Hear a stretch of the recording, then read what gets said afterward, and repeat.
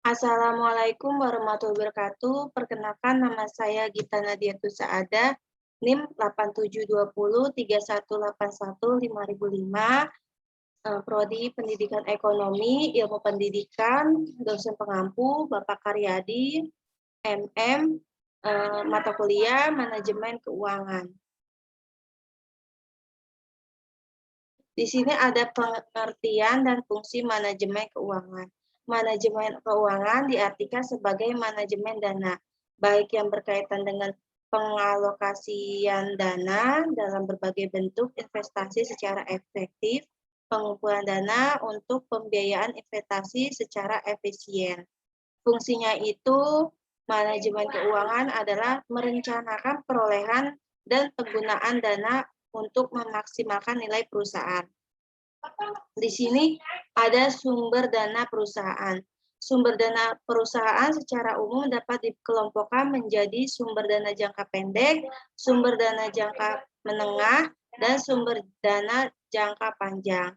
Yang pertama di sini ada sumber dana jangka pendek, merupakan pendanaan yang harus dibiayai kembali dalam 1 tahun atau kurang dari 1 tahun. Yang kedua di sini ada dana jangka menengah, merupakan sumber dana atau pendanaan yang mempunyai jangka waktu lebih dari 1 tahun atau kurang lebih 5 tahun. Yang ketiga di sini ada sumber dana jangka panjang. Pendanaan dalam jangka panjang umumnya menunjukkan pendanaan yang jangka waktu temponya lebih dari 5 tahun. Di sini ada sumber dana yang ditinjau dari alasannya. Pada dasarnya dibedakan menjadi sumber intern dan ekstern. Yang pertama, intern, dana yang berasal dari modal dibentuk atau dihasilkan sendiri dalam perusahaan seperti laba ditahan. Yang kedua, ada sumber ekstern, adalah sumber yang berasal dari luar perusahaan. Dana yang berasal dari luar perusahaan seperti kreditur dan pemilik. Di sini ada peranan manajemen keuangan. Manajemen keuangan di sini dimaksud sebagai manajemen perusahaan yang bertanggung jawab atas pengambilan keputusan penting mengenai investasi. Yang kedua, saat ini manajemen keuangan tidak hanya memfokuskan diri pada manajemen keuangan saja, tapi terlibat juga di dalam manajemen secara umum. Dan fungsi pokoknya itu, perhatikan manajemen keuangan menjadi fokus utama, yaitu mendapatkan dana dengan cara yang paling menguntungkan. Yang dua, mengalokasikan dana secara efisien dalam perusahaan. Nah, di sini ada pihak-pihak yang memerlukan laporan keuangan. Yang pertama, pemakaian intern itu ada pemilik perusahaan, manajer atau pimpinan perusahaan, dan karyawan. Kalau untuk pemakaian ekstern itu seperti investor, pembelian pinjaman, pemasok, kreditur, usaha lainnya, pelanggan, pemerintah, dan masyarakat. Arti penting analisis laporan keuangan. Ingin mengetahui tingkat portabilitas atau keuntungan dan tingkat resiko atau tingkat kesehatan suatu perusahaan. Yang pertama itu bagi pihak manajemen untuk mengevaluasi kinerja perusahaan. Yang kedua, pemegang saham untuk mengetahui kinerja perusahaan. Yang ketiga, kreditur untuk mengetahui kemampuan perusahaan melunasi hutang beserta bunganya. Yang keempat itu ada bagian pemerintah seperti pajak, persetujuan, go publik. Yang kelima ada bagian karyawan, penghasil yang memadai kualitas hidup, keamanan kerja. Nah, di sini ada likuiditas, adalah kemampuan perusahaan untuk memenuhi kewajiban yang juga digunakan untuk menunjukkan posisi keuangan atau kekayaan suatu perusahaan. Jika tingkat likuiditas suatu perusahaan tinggi, maka kinerja perusahaan tersebut akan dinilai semakin baik. Sebaliknya, jika tingkat likuiditas rendah, maka kinerja perusahaan tersebut dinilai buruk. Nah, fungsi likuiditas itu dibagi menjadi beberapa. Yang pertama, berlaku sebagai antisipator dana apabila ada kebutuhan. Yang kedua, di sini ada sebagai bahan penilaian apakah suatu perusahaan layak mendapatkan pinjaman, modal, atau investasi. Yang ketiga, mengukur ketersediaan kas dan setara kas untuk memenuhi hutang jangka pendek. Yang keempat, untuk menjalankan aktivitas bisnis sehari-hari. Yang terakhir, ada bagi pihak perbankan, likuiditas akan memudahkan nasabah untuk menarik dana. Cara menghitung likuiditas. Yang pertama, di sini ada perhitungan rasio lancar, perhitungan rasio cepat, dan rasio uang tunai. Solvabilitas. Rasio solvabilitas dikenal dengan leverage ratio atau suatu ratio yang digunakan dalam rangka menilai kemampuan sebuah perusahaan atas pelunasan hutang dan seluruh kewajiban dengan menggunakan jaminan modal maupun aktiva. Jenis rasio solvabilitas. Yang pertama di sini ada debt ratio, debt to equity ratio. Yang ketiga ada times intern ratio. Jadi jenis ratio digunakan untuk mengevaluasi besaran perusahaan sesuai jumlah utang untuk dapat membiayai aset. Debt to equity itu rasio untuk atas ekuitas pemilikan dalam bentuk nilai uang. Rasio ini biasanya diterapkan untuk membandingkan antara ekuitas dan liabilitas. Times insert earn ratio, rasio yang mengevaluasi kemampuan perusahaan untuk melunasi beban bunga di masa depan. Rasio ini membandingkan antara laba sebelum pembayaran pajak dan bunga biaya bunga. Tujuan penerapan rasio solvabilitas. Yang pertama di sini mendeskripsikan posisi dan kondisi perusahaan. Yang kedua, menilai kemampuan sebuah perusahaan dalam membayar seluruh kewajiban beserta bunga. Yang ketiga, mengetahui keseimbangan nominal aktiva tetap dari perusahaan terhadap modalnya. Yang keempat, menilai perusahaan berdasarkan aktifannya yang dibiayai utang. Yang kelima, menilai besaran pengaruh utang atas manajemen aset maupun aktiva perusahaan. Rumus rasio solvabilitas. Debt ratio sama dengan total utang dibagi total aset dikali 100%. Debt to equity ratio sama dengan total jumlah utang dibagi ekuitas dikali 100%. Times insert earning ratio sama dengan laba sebelum pembayaran pajak dan bunga dibagi beban bunga dikali 100%. Rentabilitas adalah perbandingan antara laba sebelum pajak dengan modal rata-rata digunakan periode tahun yang bersangkutan dan dinyatakan dalam persentase laba sebelum pajak atau dibagi modal rata-rata digunakan dikali 100%. Pengertian modal secara umum dapat didefinisikan sebagai investasi perusahaan jangka pendek, seperti sekuritas yang dapat dijual, kas, piutang, persediaan. Jenis modalnya itu seperti permanen working capital, merupakan modal yang secara terus-menerus atau berkelanjutan. Variabel working capital yaitu modal yang jumlahnya selalu berubah-ubah seiring dengan perubahan kegiatan produksi dalam satu perusahaan. Modal dibagi menjadi dua, modal aktif dan modal pasif. Modal aktif itu suatu perusahaan bisa dibedakan menjadi tetap dan aktifatnya lancar. Perbandingan kedua aktifat inilah yang dimana akan menemukan struktur kekayaan. Yang kedua, di sini ada modal pasif. Modal pasif dapat dibedakan menjadi modal asing dan modal sendiri. Modal sendiri itu suatu modal yang dimana berasal dari perusahaan sendiri, dan modal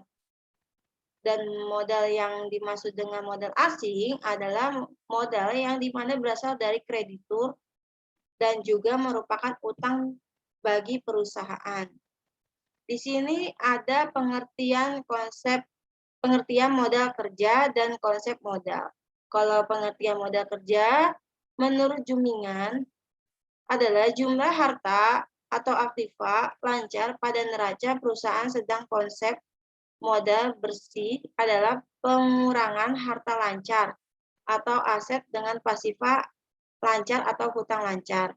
Sedangkan konsep modal itu menurut Munawir adalah definisi modal kerja secara umum yang pertama kuantitatif, konsep kualitatif, dan konsep fungsional. Untuk jenis-jenis modal kerjanya itu dibagi menjadi dua. Yang pertama ada permanent working capital, yang kedua ada variable working capital. Untuk permanent working capital itu memiliki beberapa jenis yang dibedakan menjadi primary working capital di perusahaan sebagai jaminan kelancaran. Yang kedua ada normal working capital, persentase untuk pelunasan produksi perusahaan normal. Untuk variable working capital, modal yang jumlahnya selalu berubah-ubah.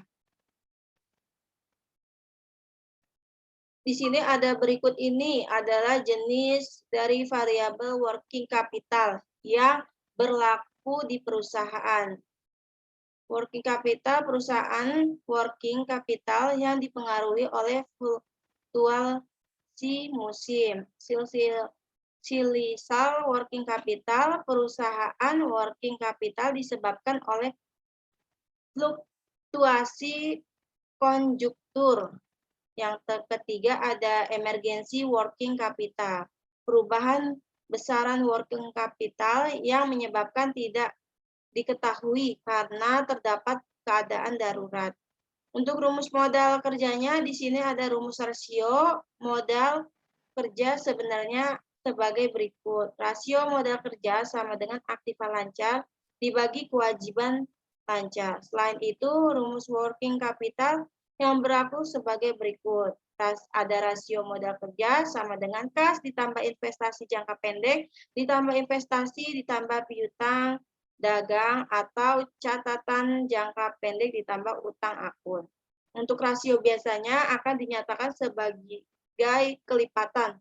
Rasio working capital 1,0 berarti aset lancar perusahaan sama dengan kewajiban lancar. Tujuan manajemen modal kerja. Manajemen perusahaan yang baik tentunya mempunyai tujuan yang jelas. Itulah sebabnya tujuan manajemen dari sebuah modal kerja diantaranya yang pertama suatu perusahaan akan mampu memenuhi kewajiban dengan tepat waktu. Yang kedua penggunaan aktiva lancar dapat memaksimalkan untuk memperoleh laba atau keuntungan. Yang ketiga, jika rasio keuntungan suatu perusahaan memenuhi persyaratan, maka mendapatkan tambahan dana dari kreditur. Sumber modal menurut Kasmir.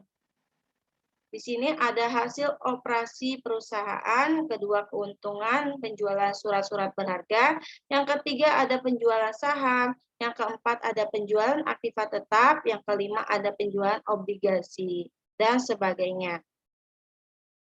Sumber-sumber penawar modal menurut asalnya. Sumber penawar modal menurut asalnya yang pertama ada intern dan sumber extern. Untuk yang intern itu adalah modal yang dihasilkan sendiri dalam perusahaan. Sumber utamanya laba yang ditahan dan akumulasi penyusutan. Tujuannya itu stabilitas, investasi, memperbaiki struktur finansial. Yang kedua, di sini ada sumber ekstern, adalah sumber modal yang berasal dari luar. Yang kedua, perusahaan yang berasal dari kreditur dan pemilik saham. Yang ketiga, modal yang berasal dari kreditur merupakan utang bagi perusahaan. Perbedaan modal sendiri dan modal asing. Menurut Chung Sandy, modal asing yang pertama modal yang terutama memperhatikan kepentingan sendiri. Yang kedua, modal yang tidak mempunyai pengaruh terhadap penyelenggaraan perusahaan. Nah, di sini ada modal sendiri. Modal sendiri itu ada dua. Yang pertama, modal terutama tertarik dan berkepentingan terhadap kontinuitas kelancaran dan keselamatan perusahaan. Yang kedua, modal dengan beban bunga yang tetap memandang adanya keuntungan atau kerugian. Pada umumnya, pemberian kredit oleh bank adalah berdasarkan hasil penilaian dari bank terhadap permohonan kredit yang biasa dikenal dengan pedoman 3R dan 5C, yaitu return, repayment capacity, risk bearing ability, Nah, di sini ada sumber penawaran modal menurut terjadinya. Yang pertama, ada tabungan adalah pendapat yang tidak diakomodasikan. Yang kedua, penciptaan atau kreasi utang. Yang ketiga, mengidentifikasikan daripada penggunaan uang. Jenis-jenis modal sendiri untuk perusahaan yang berbentuk perseroan terbatas. Modal saham. Saham adalah tanda bukti kepesertaan dalam suatu perseroan terbatas atau PT. Jenis saham itu ada saham biasa, saham preferen, yang ketiga saham preferen kumulatif. Modal cost of capital adalah suatu biaya yang dikeluarkan oleh pihak perusahaan guna mendapatkan keuntungan. Terus di sini ada modal cost of capital menjadi dua, secara individu dan secara keseluruhan. Faktor yang mempengaruhi modal. Yang pertama, kondisi umum perekonomian. Yang kedua, daya jual saham perusahaan. Yang ketiga, kebijakan operasi dan juga pendanaan yang dibuat pihak manajemen. Cara menghitung modal. Yang pertama, mengidentifikasikan sumber dana, menghitung biaya modal saham preferen, biaya modal individu, terus yang terakhir biaya modal keseluruhan. Untuk struktur modal, cost of capital. Yang pertama, tugas penting manajer keuangan adalah mencari keseimbangan finansial. Yang kedua itu dengan melihat di sisi pasifa pada neraca tersebut dapat diketahui tingkat struktur keuangan dan juga struktur modal perusahaan. Yang ketiga, di situ struktur modal yang maksimal akan mampu meminimalisir biaya. Untuk manfaat penggunaan perhitungan modal. Yang pertama, guna memaksimalkan nilai perusahaan, setiap biaya harus bisa diminimalisir, termasuk di dalamnya biaya modal. Yang kedua, estimasi biaya modal sangat dibutuhkan dalam mengambil keputusan untuk biaya menggambarkan modal. Yang ketiga, keputusan seperti halnya leasing juga modal kerja pun diperlukan melakukan estimasinya. Kesimpulan cost of capital adalah suatu biaya real yang harus dikeluarkan oleh pihak keseluruhan untuk mendapatkan dana, baik itu dalam bentuk utang, saham biasa, saham preferen, ataupun laba ditahan agar bisa memadai perusahaan. Cukup sekian. Wassalamualaikum warahmatullahi wabarakatuh.